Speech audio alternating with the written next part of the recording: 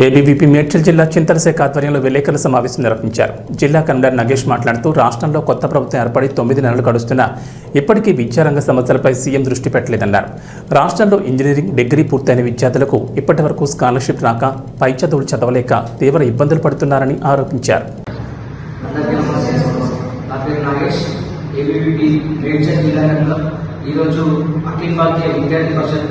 మేడ్చల్ జిల్లా చింతల శాఖ ఆధ్వర్యంలో పత్రికా విలేకరుల సమావేశం నిర్వహించుకోవడం జరుగుతుంది. ఈరోజు మన తెలంగాణ రాష్ట్రంలో విద్యారంగ సమస్యలు చూసుకుంటే రోజు రోజుకి పెరిగిపోతున్నాయి. తెలంగాణ రాష్ట్రంలో కాంగ్రెస్ ప్రభుత్వం ఏర్పడి 10 నెలలు గడుస్తున్నా ఈ రోజు వరకు రాష్ట్ర ప్రభుత్వం విద్యాశాఖ మంత్రిని నియమించలేకపోవడం చాలా బాధాకరమైన విషయం.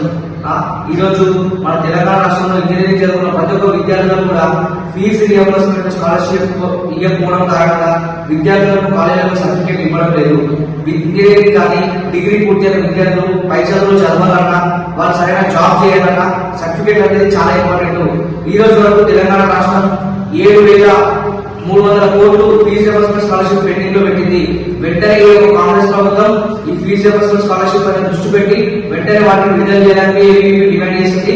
అదే కాకుండా ఈ రోజు హాస్టల్ సమస్యలు చూసుకున్నట్టయితే బీసీ హాస్టల్ కానీ ఎస్సీ హాస్టల్ కానీ గురుకుల హాస్టళ్లలో విద్యార్థులకు మంచి వసతి లేదు. కనీసం పక్కా భవనాలు బిల్డింగ్లు కూడా లేవు.